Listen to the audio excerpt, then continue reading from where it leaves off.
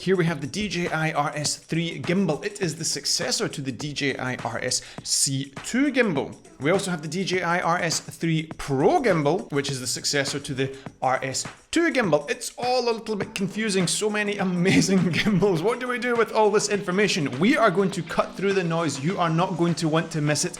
So let's get into it now.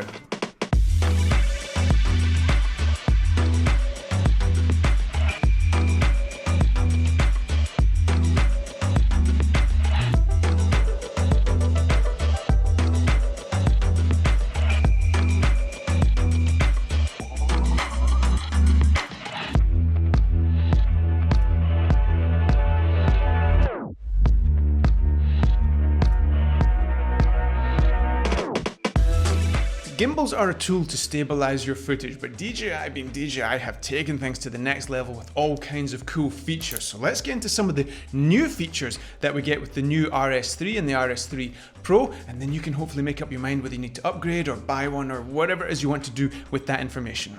There are three component parts of this stabilization system that we need to talk about today. We've got the gimbals, of course, then we have the wireless video transmission systems, and we have the focusing systems. You'll hear me say systems because we have new options when it comes to video transmission and focusing if we get the RS3 Pro. More of that in a second, but if we start with the gimbals themselves, the RS3 has adopted the detachable battery grip handle. We don't have this folding mechanism that we had with the RSC2. We have design changes to the axis locks, and a really nice characteristic that's been brought down to the RS3 is this fine-tuning knob under the quick release plate that helps you balance the roll axis. Very welcome addition.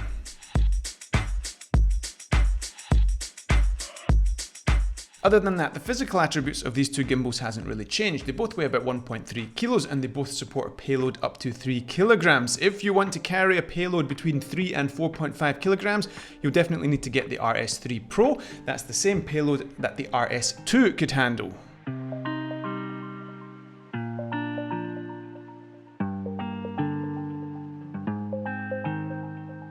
As you will see throughout this video, it is expansion possibilities that differentiates the RS3 Pro from this RS3 because physically these two gimbals are quite similar. The RS3 Pro is a little bit heavier and it can carry that 4.5 kilogram payload, but physically not much difference between the two. Both the RS3 and the RS3 Pro have automated axis locks, and when I saw them in action I was like, wow, this is witchcraft. First class, but a bit pointless. I stand corrected. Anything that makes your job easier with a gimbal is a good thing. Anything that increases the likelihood that you're going to change that lens, rebalance, get the shot that you actually want instead of settling for something on a different lens because you can't be bothered rebalancing. Anything like that is good. It increases your productivity, increases your enjoyment of using that piece of kit, the likelihood you will take it out in the first place instead of just shooting handheld. So these little developments are really, really welcome. Both the RS3 and the RS3 Pro bring us the third generation of stabilization on these gimbals. According to DJI, 20% more stabilization. Now that's a claim that is impossible for us to test at the end of the day. What I would say is the RS2 series achieved perfection as far as I'm concerned on stabilization. Gimbals have come so far and they're just incredible what they can do. If this one brings us 20% more stabilization, then happy days.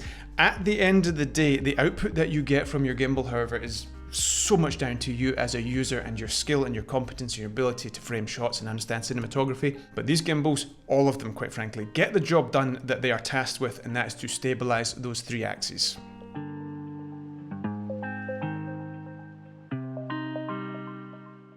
Sticking with the similarities between the RS3 and the RS3 Pro, both of them bring us a 1.8-inch OLED full-color touchscreen. A very welcome addition. If you're coming from the RSC2, it has a 1-inch black and white non-touchscreen. Perfectly functional, don't get me wrong, gets the job done.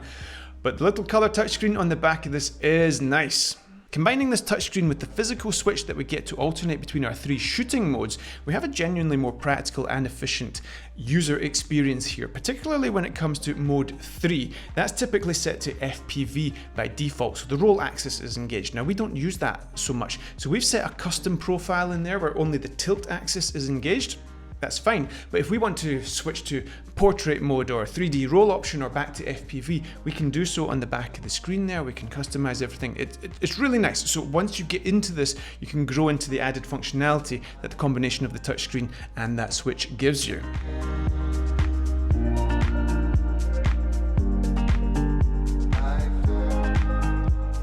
Until now, if you wanted to control your camera from the gimbal, so starting and stopping recording, focusing for example, you needed a camera control cable that went from your camera into the gimbal itself.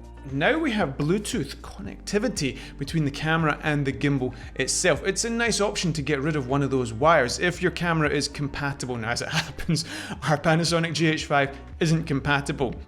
That being said, didn't lose too much sleep over that one, because if you do have your gimbal tricked out with the focus motor, the Raven Eye, you're going to have cables there anyway, so getting rid of one doesn't really matter. But if you're on a more run and gun basis where you just pop the camera on top and you don't want to have to bother with cables, then the Bluetooth connectivity is a nice addition. Having covered all the new features of the gimbals themselves, we still have all the amazing existing features like the auto calibration of the motor strength depending on the payload the gimbal is carrying. We have the balancing aid so you can do the balancing checks. We have a little visual depiction on the back of the screen there showing if any of the motors are under strain. Like I say, this is a tool to get stabilized footage, but these little additions that have come over the years have made this process much more enjoyable. And we know from personal experience there were times when we just didn't reach for the gimbal because it's just a bit too much of a faff. But all of this is very welcome, and I think we're now in a place where, you know, it's just great. Right, anyway, now we need to talk about the transmission system and the focusing system, because this is where the Pro starts to pull out a bit of a lead depending on your needs, your wants, and your budget. Until the release of the RS3 Pro, all of these gimbals had access to the DJI Raven Eye transmission system. That's this little unit under here that sends a signal wirelessly to your monitor, your phone typically, a 1080p 30 frames per second feed with a maximum range of 200 meters, pretty low latency, and you can monitor and control your camera from that feed. In addition to live view and camera control, we also have access to Active Track, which can help you track moving subjects. If you purchase the DJI RS3 Pro, you will have compatibility with the new DJI transmission system. Think of it as a wildly upgraded Raven Eye. Proper pro level transmission to multiple monitors. It's a glorious piece of kit, and let me tell you, even more glorious than that is the high bright remote monitor. Oh my goodness. This is now gear porn that we are talking about. DJI have brought some extraordinary kit to the table, coinciding with the launch of the Ronin 4D, that 4-axis full-frame camera system that they came out with not that long ago. The RS3 Pro taps into that ecosystem and just takes things to the next level.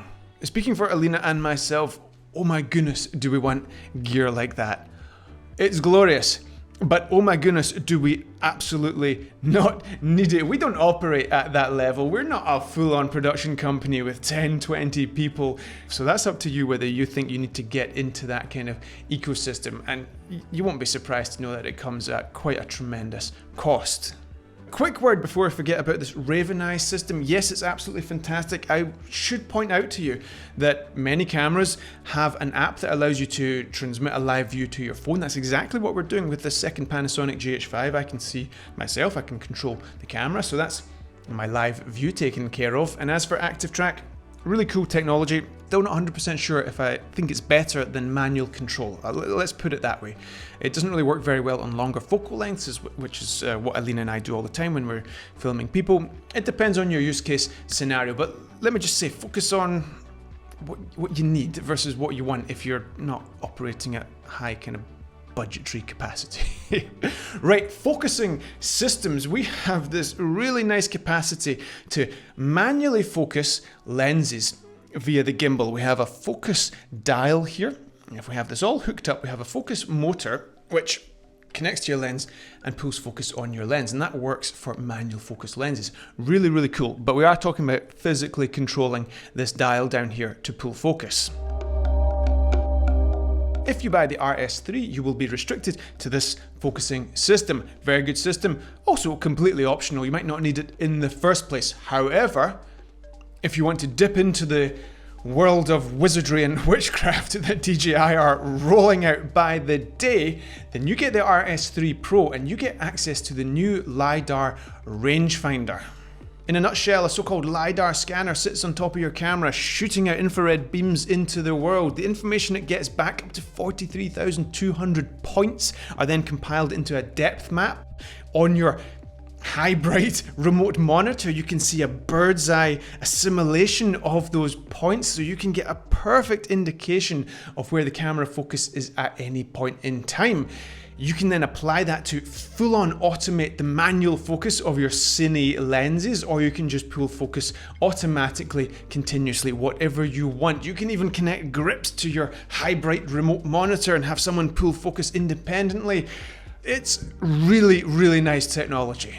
Goes without saying, however, that it's not exactly budget technology. So again, you need to make a judgment as to whether or not you need that expansion capability that the RS3 Pro will give you to give you access to that focusing system. Because we have the detachable battery grip on the RS3 and the RS3 Pro, I thought this might mean the RS3 would be compatible with some of the expansion mounting options like the car mount, the cable cam or the wire cam, the jib. I've been told that that is not the case. If you want those expansion opportunities and other mounting options, you need to go for the RS3 Pro. Finally, these so-called NATO ports on the RS3, there's no electrical connectivity there whatsoever. They're just for physical attachments, like this briefcase handle, which I should say is absolutely invaluable for supporting the weight of this rig. There is electrical connectivity on the RS3 Pro. At the moment, there's a focusing dial, for example, that takes advantage of that. I'm sure there'll be more accessories in the fullness of time. So what are we to do with all this information? It was only 18 months ago that the RS2 and the RSC2 came out.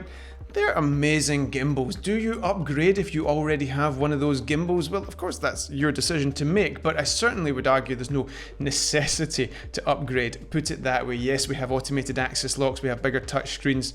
We have some really nice developments here, but ultimately we have a stabilizer system that more than gets the job done. As for the RS3 Pro, oh my goodness, the expansion capabilities on that gimbal are just, it's exhilarating to follow the development of technology. You will know if that's for you. Again, I can't say. You will know if you need or want or can afford access to that kind of kit, and if you do, I'd love to see the work you produce with it because it's so good. Please stick around on the channel. Much as we love talking about gear, it's what you can do with it that we love more. Alina and I have been doing this a long time, actually, quite a long time, professionally. A lot of experience between the two of us. I think we can teach you a lot about the filmmaking process in addition to just chattering about the kit. Pleasure to talk to you as always, and we will see you next time.